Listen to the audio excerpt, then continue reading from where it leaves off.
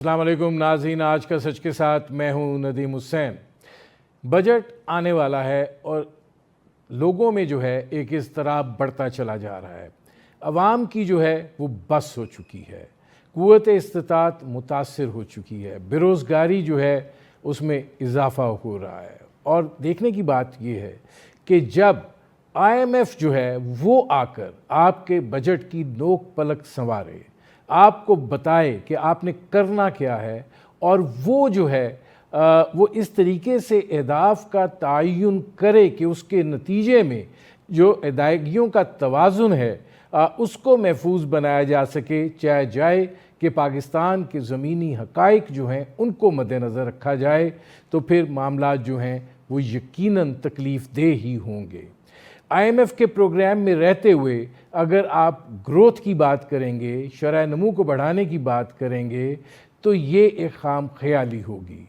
ये IMF का जो प्रोग्राम होता है ये बुनियादी तौर पे मईशत में इस्तेहकाम लाने के लिए होता है। अब एक मरतबा फिर ये बात कही जा रही है और IMF ने ये शर्त आयद की है कि जो वसूलियों का हदफ है वो 15,254 अरब रुपए रखा जाए, 430 अरब रुपए के नए टैक्सेस जो हैं वो लगाए जाएं। ये टैक्सेस कहाँ लगाए जाएंगे? क्या सांस लेने पर भी टैक्स लगाया जाएगा? हालात जो हैं वो दिगरगूं हो चुके हुए हैं। जो आपको ज़रूरी है कि किस तरीके से इदारा जाती इस्लाहात जो हैं वो इतनी मुस्तहकम हों कि मामलात जो हैं वो दुरुस्तगी की तरफ जाएं, वो नहीं हो पा रहा। कभी आप पेट्रोलियम पकड़ते हैं और आवाम को निचोड़ देते हैं, आप बिजली के बिलों को पकड़ते हैं, आवाम को निचोड़ देते हैं। महंगाई जो है वो एक मरतबा फिर स्टेट बैंक के गवर्नर कह रहे हैं 7%। नहीं जनाब, आप मार्केटों में जाके देखें कीमतों का हाल क्या है, और उसके नतीजे में जो सारी चीज़ें हैं उसके जो असरात मुरतब हुए हैं वो इतने मनफी हैं कि इसका अंदाज़ा लगाना जो है वो मुमकिन नहीं है।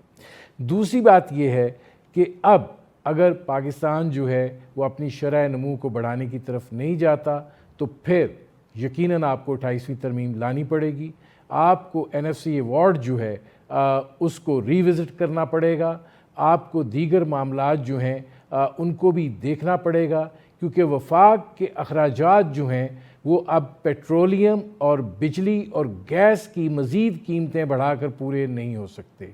टैक्सेस का निज़ाम जो है, आपका इदारा ही नहीं चाहता कि टैक्स के निज़ाम जो है वो दुरुस्तगी की सिमत जाए।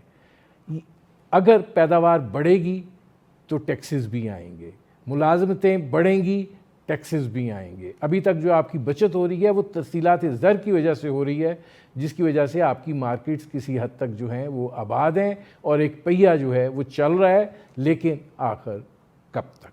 ये वो सूरत हाल है जिस पर करेंगे बात। और हमारी आज की मेहमान शख्सियत पाकिस्तान की मईशत पर गहरी नज़र रखते हैं। पाकिस्तान की मईशत के हवाले से उनकी कई भी बात जो है उसको मुसल्लम समझा जाता है।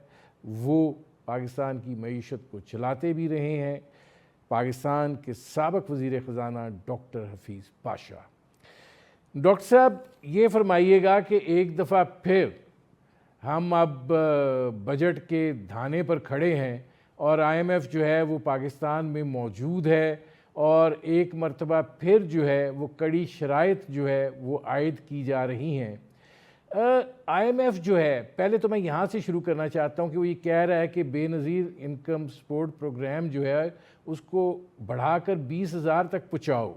अगर आप दीगर ममालिक में देखें कहाँ पर इस तरह का सिलसिला होता है, आप बंदोबस्त करते हैं, मुतलका इलाकों के ज़मीनी हक़ाइक़ को मद्देनज़र रखते हुए सनत साजी करते हैं, छोटी बड़ी सनतें कायम करते हैं, वहाँ ख़वातीन को खपाते हैं, और उससे आप ना सिर्फ ये कि एक पैदावार हासिल करते हैं बल्कि उसके नतीजे में और बहुत से जो असरात हैं वो पैदा होते हैं। तो ये हमारे यहाँ ग्रोथ पे क्यों नहीं जाया जा पा रहा?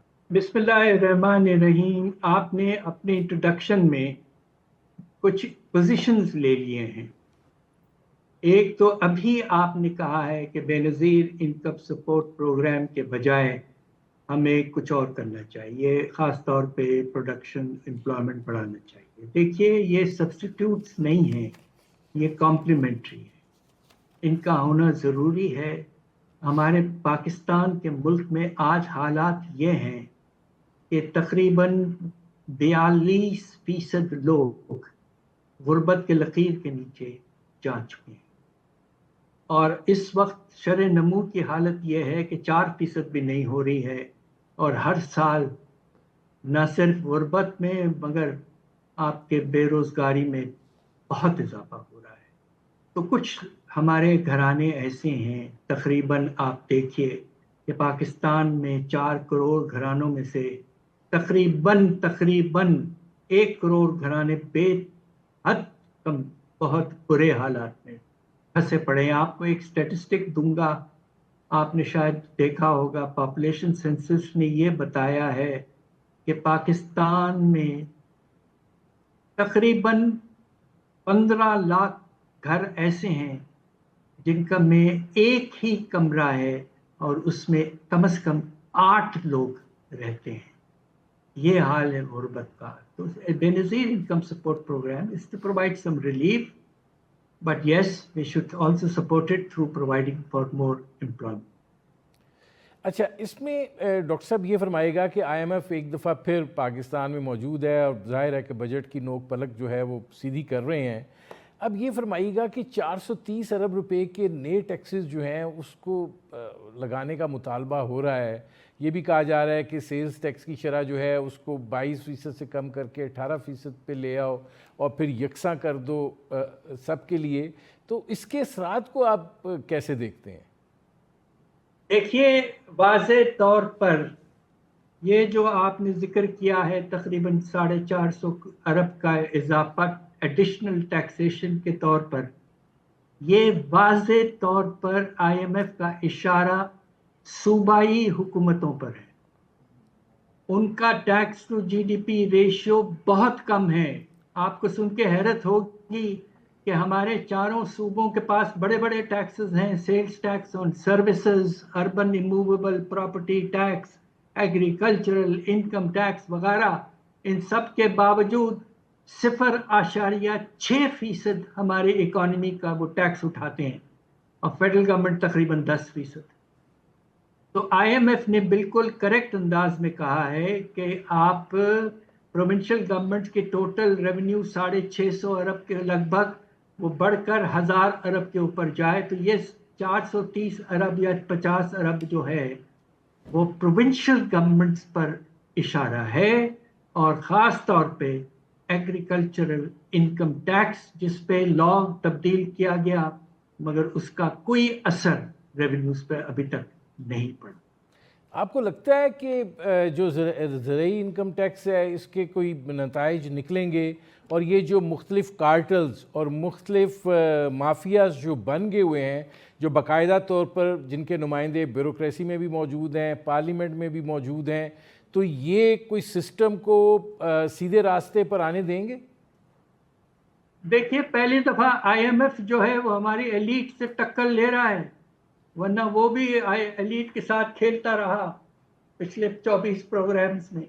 یہ ایک پہلی دفعہ ہے کہ انہوں نے 2 شعبوں پر نظر ڈالی ہے۔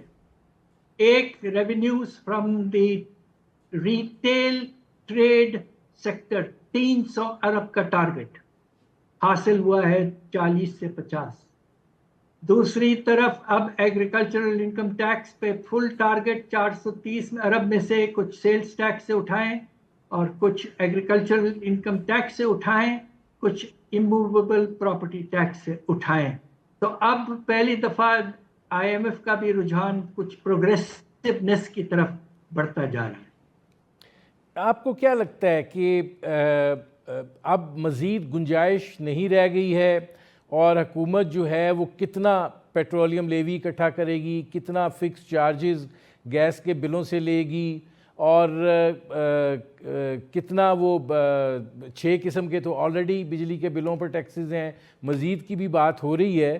تو یہ جو سلسلہ ہے ڈاکٹر صاحب، کیا اس طریقے سے اکانومی کو سپورٹ کیا جا سکتا ہے؟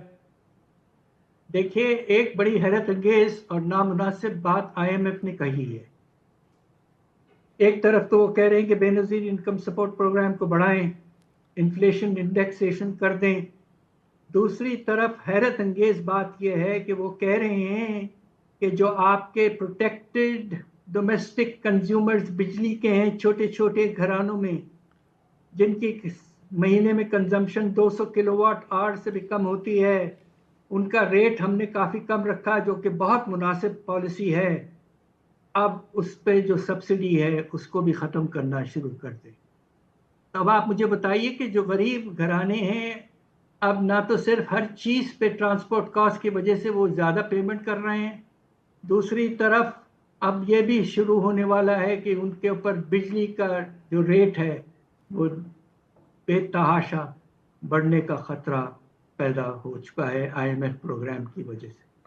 اچھا ڈاکٹر صاحب یہ فرمائے گا کہ اگر ہم یہ سارا بوجھ اکٹھا کریں، اس وقت جو سچویشن ہے، بڑی بات ہوتی تھی کہ بجٹ میں ریلیف دیا جائے گا، وہ تو دکھائی نہیں دے رہا، بلکہ یہ لگ رہا ہے کہ کافی چیلنجز جو ہیں وہ بڑھ جائیں گے عام آدمی کے لیے. اگر آپ اس کو ایکسپلین کر سکیں کہ یہ جو بوجھ ہے اس نے کتنے عوام کے شولڈرز جو ہیں وہ جھکا دیے ہیں، کتنی وہ تکلیف میں ہیں، اور معاملات جو ہیں وہ کس قدر خراب ہو چکے ہیں؟ مجھے بے پناہ افسوس سے کہنا پڑتا ہے کہ پچھلے 4-5 سالوں میں بے تحاشا افسوس کے حد تک نقصان ہوا ہے پاکستان کے عوام کو اور لوگوں، middle class, lower middle class اور لوور کلاسز کو. اب آپ یہ سوچئے کہ پراپر ایسٹیمیشن، اور ورلڈ بینک نے بھی خود یہ کیا ہے کہ غربت کا جو پیمانہ ہے وہ 42% تک پہنچ چکا ہے. اور اب جو پھر سے افراط زر میں اضافہ شروع ہو گیا ہے، سینسٹیو پرائس انڈیکس جو ہے وہ 15% تک پہنچ چکا ہے.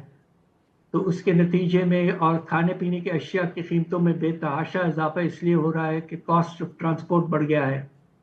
تو اس کے نتیجے میں خدا نخواستہ آنے والے کچھ عرصے میں ہمارے ملک کے آدھے لوگ غریب ہوں گے.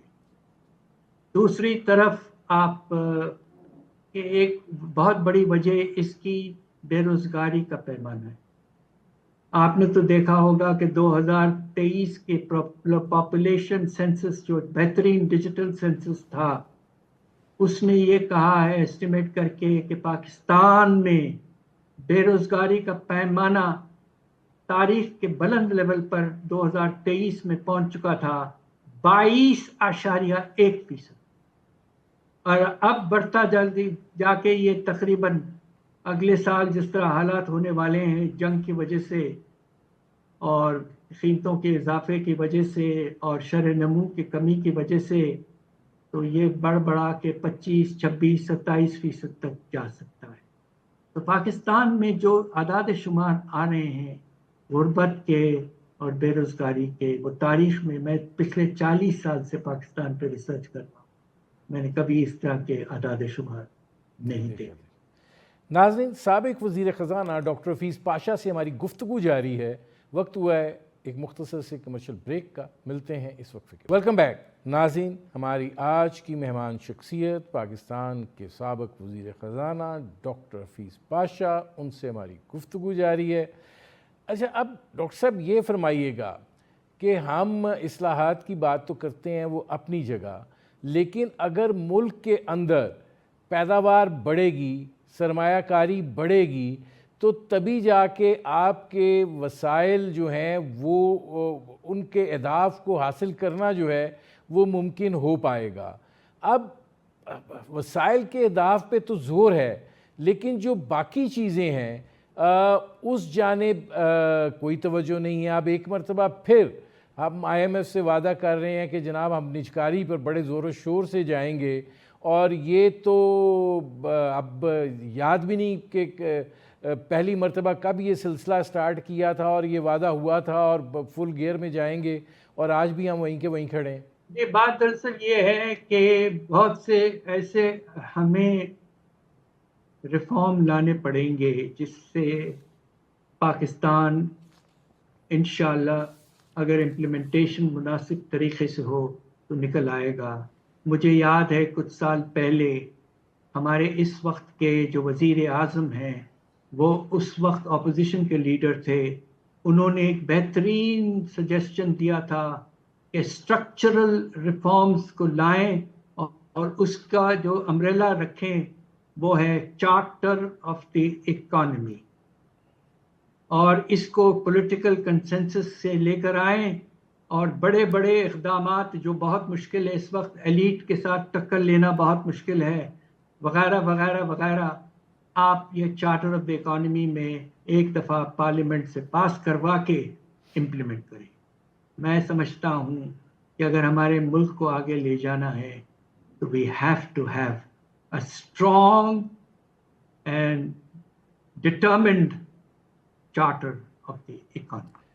اب اس میں ڈاکٹر صاحب میرا پھر آپ سے یہ سوال ہے کہ آپ چارٹر آف اکانومی کی ان سے توقع کر رہے ہیں جو کانفلکٹ آف انٹرسٹ کے مرکز ہیں, محور ہیں, اور یہ کہہ لیجئے کہ تحفظ فراہم کرنے والے ہیں. تو آپ کو لگتا ہے کہ ہمارے ملک کے اندر فیصلے جو ہیں وہ ملکی معاشی مفادات کو مد نظر رکھتے ہوئے ہوتے ہیں؟ اس کا جواب تو آپ چاہیں تو میری کتاب دیکھ لیں, اس میں میں نے اس پہ اشارہ دیا ہے, اور 2020 میں چھپی ہے یونائٹڈ نیشنز کی ہیومن ڈیولپمنٹ رپورٹ. اس میں میں نے کہا ہے کہ بڑے ڈیسیشنز جو ہوتے ہیں اس میں ایلیٹ کیپچر کا پیمانہ پاکستان میں موجود ہے, اور اس کے نتیجے میں سالانہ تقریباً نقصان جو ہوتا ہے خاص طور پہ عام لوگوں کو وہ تقریباً 17 ارب ڈالر ہے, ہیوج اماؤنٹ. تو یہ پوزیشن ہے, اور آپ مناسب سمجھیں تو دیکھ لیجیے گا کتاب.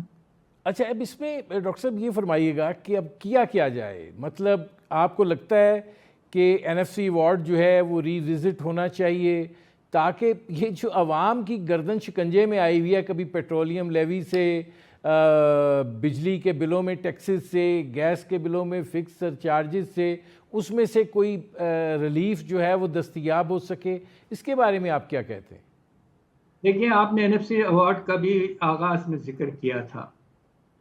سب سے پہلے تو میں یہ کہوں کہ NFC ایوارڈ کی جو پروویژنز ہیں وہ 18ویں ترمیم آئین کے تحت موجود اور فکس ہو چکے, گنجائش نہیں ہے. We have to respect the country's constitution. دوسری طرف ہماری فیڈرل گورنمنٹ نے بہت سے طریقے نکال لیے ہیں جس کے نتیجے میں NFC ایوارڈ تقریباً کافی حد تک ختم ہو چکا ہے. سب سے پہلے سیلز ٹیکس کے نظام کو ختم کر کے پیٹرولیم پروڈکٹس پر پیٹرولیم لیوی لے آئے, تو ڈویزیبل پول میں ایک وقت میں 1400 ارب کی کمی کر دی. آپ نے اپنے پاس پورا ریونیو رکھ لیا ہے اس لیے کہ اس کو نان ٹیکس ڈکلیئر کر کے آپ نے یہ کیا ہے, بیکاز رانگ تھنگ. دوسرا, آپ نے پروونسز پہ آرٹیفیشلی ان کو فورس کیا ہے کہ کیش سرپلس 1500 ارب تک کا جنریٹ کریں. یہ سب چیزیں ملا لیں تو جو آن پیپر 57.5% شیئر ہے پروونسز کا, وہ ریالٹی میں after the deduction of the petroleum levy and generation of artificial cash surpluses effective share 40% ہے پروونسز کا, بس اور کچھ نہیں. اس وقت NFC کو بدلنے کی ضرورت نہیں ہے, اس لیے کہ ڈی فیکٹو آپ نے اس نظام کو ختم کر دیا ہے. اب ڈاکٹر صاحب پھر یہ سوال یہ پیدا ہوتا ہے کہ حکومت جو ہے سود کی ادائیگی, ڈیفنس کے اخراجات, اب یہ بات کی جاتی ہے کہ صوبے جو ہیں وہ ڈیفنس کے اخراجات میں بھی جو ہے وہ شیئر ڈالیں, کیونکہ یہ مرکز کی نہیں پورے ملک کی جو ہے وہ ایک طرح سے ذمہ داری ہے. قرضے اتنے لے لیے ہیں کہ سود کی ادائیگی جو ہے وہی نہیں سنبھل کے دے رہی ہے. اب یہ جو خڑمس ہے ڈاکٹر صاحب ذرا اس میں سے نکلا کیسے جا سکتا ہے؟ نظام میں فنڈامنٹل تبدیلی 2 طریقے سے آ سکتی ہے. ایک تو یہ کہ جو بے شمار شعبے جہاں ٹیکسز نہ ہونے کے برابر ہیں, 3 بہت بڑے شعبے ہیں جہاں ٹیکسیشن کے نظام کو آنے بڑھنے دیا نہیں گیا ہے ایلیٹ کیپچر کی وجہ سے. ایگریکلچرل انکم ٹیکس 400 سے 1000 ارب ریونیو दूसरा आपका प्रॉपर्टीज पर 6 टैक्सेस हमारे लॉस के तहत हैं। कुल रेवेन्यू इस वक्त 250 अरब के लगभग है, वो बढ़कर 1200 से 1500 अरब हो सकती है। और तीसरा जो बड़े बड़े दुकानदार हैं, रिटेल सेक्टर है, कम से कम 500 से 600 अरब। तो रेवेन्यूज में ब्रॉड बेसिंग से होगा, और जो इस वक्त मार खा रहे हैं तबके जो हैं, खासतौर पे सैलरी क्लास और कॉरपोरेट सेक्टर, उनको रिलीफ मिलना चाहिए। आपको लगता है कि दूसरी दूसरी जी बात जी कह दूं जी जी जी जी कि जी खर्चों में बेशुमार गुंजाइश मौजूद है। आपको पता है कि 18वीं तरमीम के बाद फेडरल गवर्नमेंट के फंक्शंस बहुत महदूद कर दिए गए थे, मगर आपको अंदाजा होगा कि इस वक्त पाकिस्तान के फेडरल गवर्नमेंट में 40 मिनिस्ट्रीज और डिविजन्स हैं। ज्यादा से ज्यादा हमारे फेडरल लेजिस्लेटिव लिस्ट के तहत 12 से 15 होने चाहिए। तो इस तरह की चीजें बहुत जरूरी है। Bureaucracy is not willing to give up. तो अब मैं आपको और क्या कह सकता हूं। ज़ाहिर है वो नौकरियां तो वो लगी हुई हैं ना, लेकिन अब ये फरमाइएगा कि ये जो तर्ज अमल है, देखें सनती पहिया नहीं चल पा रहा है, आप कंपेटिटिव नहीं हो पा रहे हैं, बरामदात नहीं बढ़ पा रही हैं, और जाहिर है कि अब ये ईरान जंग जो है ये पता नहीं किस करवट उठ बैठेगा। तरसीलात ज़र मुतासिर होने के खदशात अपनी जगह के ऊपर मौजूद हैं। तो ये इसके ऊपर भी तो कोई बात होनी चाहिए कि ये किस तरीके से हम अपनी बरामदात को बढ़ा सकते हैं, हम अपनी जो इकॉनमी है उसको जमूद में से निकाल सकते हैं। चार्टर ऑफ द इकोनॉमी बनाएं, पॉलिटिकल कंसेंसस के मिलकर अवाम का रोल लाकर, और फिर इम्प्लीमेंट करें। पाकिस्तान के पास अब कोई और रास्ता नहीं है। मुझे अफसोस से कहना पड़ता है कि जो लेवल ऑफ पॉवर्टी और अनएम्प्लॉयमेंट और बेरोजगारी, लोगों के खाने पीने की जो कंजम्पशन लेवल, वो भी बेतहाशा कम हो चुके हैं, वगैरह वगैरह वगैरह। Time has come for big structural, मैं रेवोल्यूशनरी वर्ड तो नहीं इस्तेमाल करूंगा, but structural reactions are necessary to take Pakistan out of this lock jam, इसमें हम फंसे पड़े। बहुत शुक्रिया डॉक्टर हफीज़ पाशा। नाजरीन, ये थे पाकिस्तान के साबिक वज़ीर ख़ज़ाना डॉक्टर हफीज़ पाशा। उनकी आपने गुफ्तगू सुनी। वक्त हुआ एक मुख्तसर से कमर्शियल ब्रेक का। Welcome back. नाजरीन, शिकस्त का बोझ है, माजी से सबक नहीं सीखा, या नाकाम हसरतों का जोश है। देखने की बात यह है कि भारत के जो आर्मी चीफ हैं उन्होंने बयान दिया है कि पाकिस्तान जो है अगर जो वो इल्ज़ाम आयद करते आए हैं तसलसल के साथ कि दहशत गर्दों की पुश्त पनाही और इंडिया मुखालिफ सरगर्मियाँ जो हैं उससे बाज ना आया, तो उसे फ़ैसला करना होगा कि वो जुग्राफ़ी या तारीख़ का हिस्सा रहना चाहता है या नहीं। ये यकीनन एक अफसोसनाक बयान है, और जिस सतह से आया है ये ज़हनी दिवालियापन की जो है वो अक्कासी करता है, क्योंकि ओहदे की इस मेराज पर इस तरह का बयान जो है वो ज़ेब नहीं देता, और वो भी ऐसी सूरत में कि आप एक हिस्सास जगह के ऊपर बैठे हुए हों। ज़ाहिर है कि पाकिस्तान की जानिब से ISPR ने इसका बड़ा वाज़े और दो टोक जवाब दिया है, और कहा है कि एक खुद मुख्तार एटमी हमसाया मुल्क को सफ़ाए हस्ती या जोग्राफिए से मिटाने की धमकी देना कोई तस्वीराती हिकमत अमली नहीं, बल्कि ये भारतीय अस्करी क़यादत के ज़हनी दिवालियापन, जंगी जुनून और इंतहा पसंदाना सोच का सबूत है। और ज़ाहिर है कि भारत जो है वो रियासती एक दहशतगर्द मुल्क है, उसकी दहशत गर्दी के सबूत जो हैं वो कनाडा से लेकर पाकिस्तान तक दुनिया के बेशतर ममालिक में बिखरे हुए हैं, और उनका वज़ीर आज़म वो शख्स है जो कि अक्लेम्ड दहशत गर्द जो है वो है।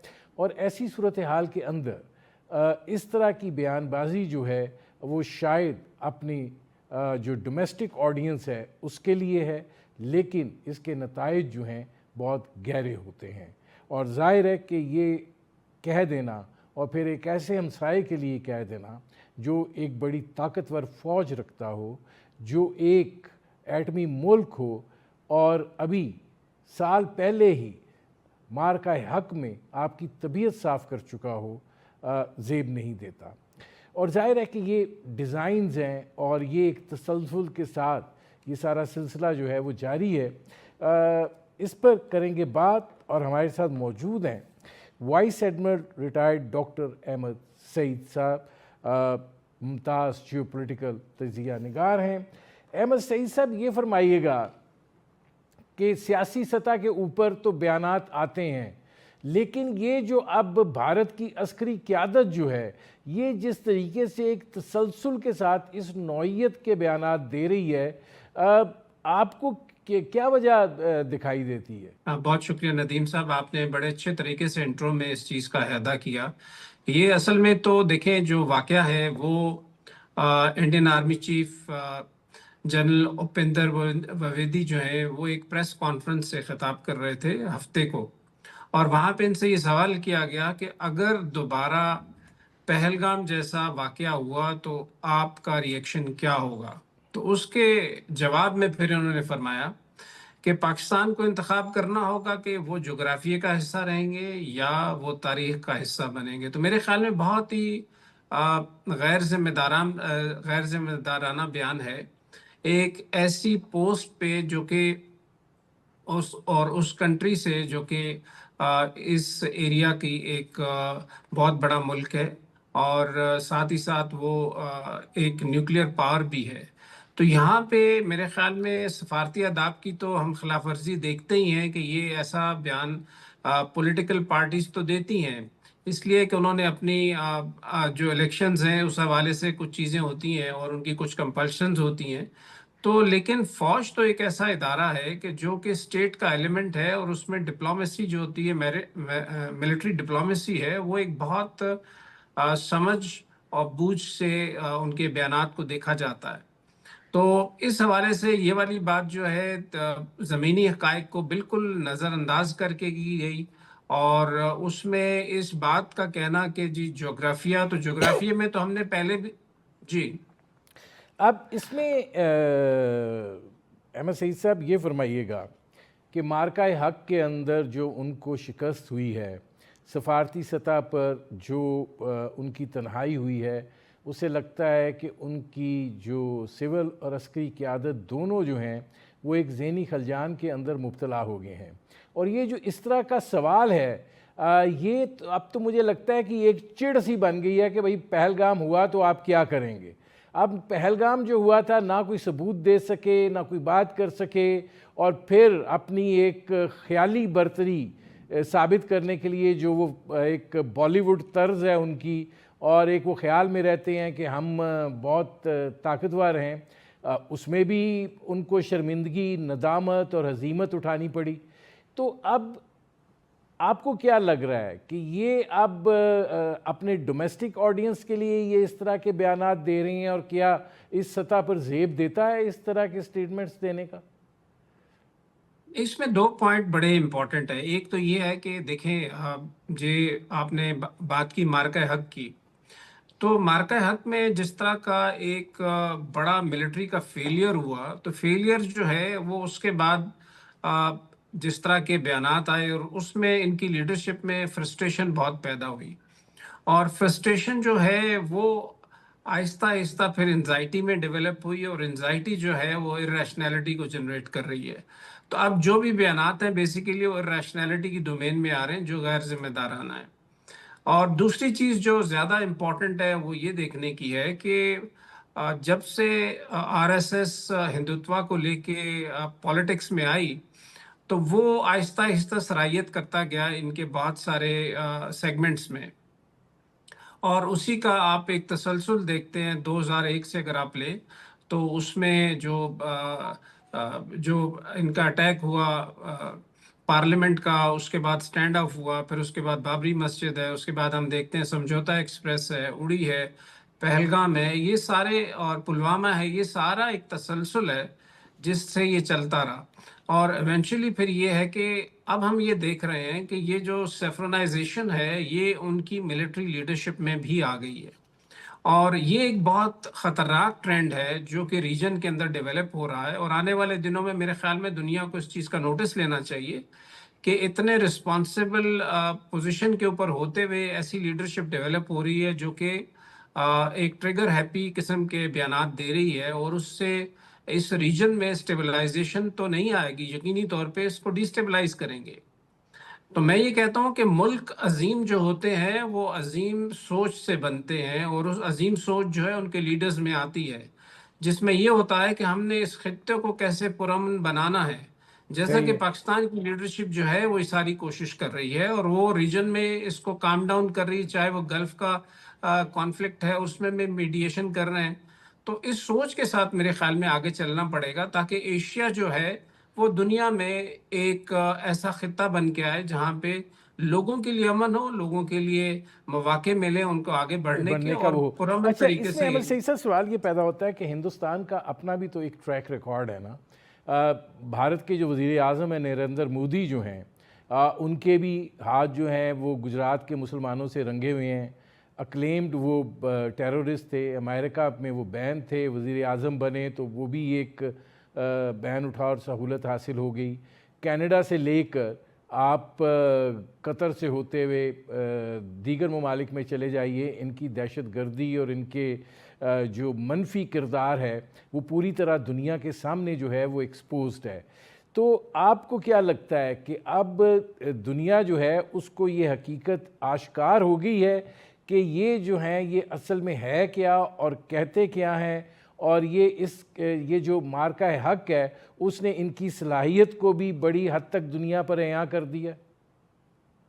جی بالکل، آپ دیکھیے جو کہ میں یہ سمجھتا ہوں کہ وہ ایک جو روابط ان کے امریکہ کے ساتھ جیسے ہم دیکھتے ہیں چل رہے تھے سینئر بش کے حوالے سے لے کے، تو پہلے جو ڈونلڈ ٹرمپ کی گورنمنٹ آئی وہ اس وقت تک چلتے رہے، اور یہ نیٹ سیکورٹی پرووائڈر کا منترا بھی ساتھ ساتھ چلتا رہا، لیکن آہستہ آہستہ جیسے یہ چیزیں کھلتی گئیں، اور اس میں سمجھتا ہوں کہ پاکستان کی بڑی کاوش ہے کہ انہوں نے ڈوزیئرز بنا کے جو مختلف ممالک کو بھیجے، جس میں کہ ثبوت سارے دیے گئے کہ انڈیا کیسے نہ صرف اپنے ملک کے اندر ایک ٹیررزم کو پھیلا رہا ہے، اس کے ساتھ ساتھ وہ انٹرنیشنل گلوبل لیول کے اوپر بھی بہت ساری ٹیررسٹ ایکٹیویٹی میں ملوث ہے۔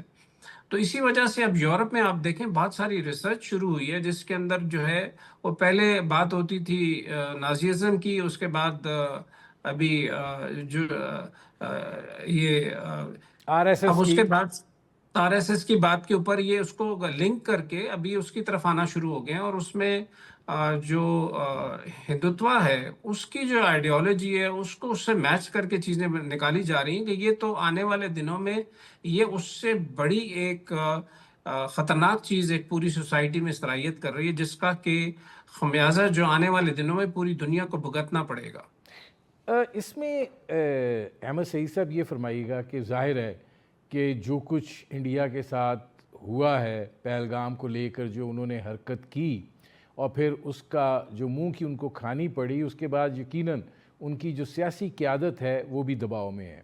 وہاں پہ سوالات پوچھے جاتے ہیں. جو ذی شعور لوگ ہیں وہ اس بات کا اعتراف کرتے ہیں کہ بھارت کو جو ہے وہ جنگ میں ناکامی ہوئی، لیکن جب سوالات کیے جاتے ہیں تو وہ زچ ہو کر اس طرح کے کہانیاں یا اس طرح کے پھر بیانات سامنے آتے ہیں. لیکن اگر عسکری قیادت بھی اس فریم آف مائنڈ میں چلی جائے تو، اور پھر ایک قسم کا یہ پولیٹیکل سٹیٹمنٹ ہے، پولیٹیسائز اس نوعیت کی ہو جائے، تو کیا آپ کو لگتا ہے کہ کوئی ایونچویلٹی بھی پھر ممکن ہے؟ جی بالکل، دیکھیں اس طرح کے جب حالات پیدا ہوتے ہیں، اور اس میں جب میں نے کہا تھا کہ یہ ایونچولی فرسٹریشن ہے، اور فرسٹریشن کے بعد ریشنلٹی کی طرف جاتی ہے جو لیڈرشپ، تو وہی اسی طرح کے پھر ایسے مواقع بعض دفعے ایکسکیوز می آتے ہیں کہ جس کے اندر جو ہے کہ ڈیسیجن میکنگ بھی ایک غلط ہو سکتی ہے۔ تو اس حوالے سے میرے خیال میں یہ ایک اچھا آپ کہہ لیں کہ ایک اچھا انڈیکیٹر نہیں ہے کہ اتنی ہائیسٹ لیول کی لیڈرشپ کے اندر اس طرح کی فرسٹریشن ڈیولپ ہونا. میرے خیال میں rationality should stick to their mind اور انہیں زمینی حقائق کو دیکھ کے بیانات کو کرنا چاہیے تاکہ اس طرح کی کوئی خطرناک صورتحال ڈیسیجن میکنگ میں پیدا نہ ہو سکے. اچھا، دوسری جانب یہ بھی ہے کہ جیسے آر ایس ایس کے جنرل سیکرٹری جو ہیں انہوں نے کہا ہے کہ پاکستان کے ساتھ مذاکرات کا دروازہ کھلا رکھنا چاہیے. ان کے سابق آرمی چیف نے کہا ہے کہ مذاکرات کا دروازہ کھلا رکھنا چاہیے. تو یہ جو تبدیلی آ رہی ہے، آپ کو لگتا ہے کہ یہ تبدیلی ہے یا یہ کہ بس ایک کسی سوال کے جواب میں اس طرح کی بات کر دی گئی ہے اور جو بات آرمی چیف نے کہی ہے پس پشت وہی سوچ پہ نہا ہے؟ دیکھیں، اس کا لنک میرے خیال میں تو ادھر سے سٹارٹ ہوتا ہے جب 2-3 دفعہ میرے خیال میں پریزیڈنٹ ٹرمپ نے اس بات کا اندیہ دیا کہ اب وقت آ گیا ہے کہ دنیا میں جتنے بھی مسائل ہیں ان کو ڈائیلاگ اور ڈپلومیسی کے تھرو ان کو سالو کرنا چاہیے. اور انہوں نے 1-2 مواقع پہ انڈیا اور پاکستان کے حوالے سے بھی یہ بات کی کہ اگر ہم ثالثی کی ضرورت ہے تو امریکہ جو ہے اس میں آ کے اس چیز کو سالو کر سکتا ہے. تو اس میں بڑی پاسبلٹی یہ ہو سکتی ہے کہ ابھی جو پولیٹیکل سچویشن جو ابھی چل رہی ہے اس میں جیسے میں نے کہا کہ ریجن کے حوالے سے اسٹیبلائز کرنا بڑا ضروری ہے، بیکاز اس لیے کہ ریجن جو ہے بہت امپورٹنٹ ہے انرجی سپلائی لائنز کے حوالے سے اور جو گلوبل فوڈ سپلائی چین ہے یا ایون تجارت کے حوالے سے. تو یہ سمندر کے اوپر 80 سے زیادہ % کی جو ترسیل ہو رہی ہے اس کے حوالے سے ابھی آنے والے دنوں میں دنیا دیکھ رہی ہے کہ ہمیں اس کو سٹیبلائز کرنا ہے. تو اس حوالے سے یقینی طور پہ جو کہ 2 ممالک ایسے ہیں جو پاکستان اور انڈیا ہے، ان کے درمیان بھی بہت سارے مسائل ہیں جن میں ہم سمجھتے ہیں کہ کشمیر سب سے بڑا ہمارا مسئلہ ہے. اس کو سالو کیے بغیر باقی کوئی مسئلہ ہم دیکھ نہیں سکتے. تو اس کے علاوہ ہمارے سیچنگ ہے، اس کے علاوہ ہمارا سر کریک ہے اور باقی جو ایشوز ہیں، ابھی انڈس واٹر ٹریٹی کا بھی اس میں شامل ہو جاتا ہے. تو یہ ہولسٹک طور پہ اس کو سیٹل کرنا بڑا ضروری ہے تاکہ اس ایریا کو جو اکنامک ایکٹیویٹی جنریٹ ہونی ہے اس کے لیے تیار کیا جائے جا سکے. بہت شکریہ vice admiral retired doctor Ahmed Saeed صاحب. ناظرین، یہ تھے vice admiral retired doctor Ahmed Saeed. ان کی آپ نے گفتگو سنی. اب تک کے لیے اتنا ہی. اجازت دیجیے. اللہ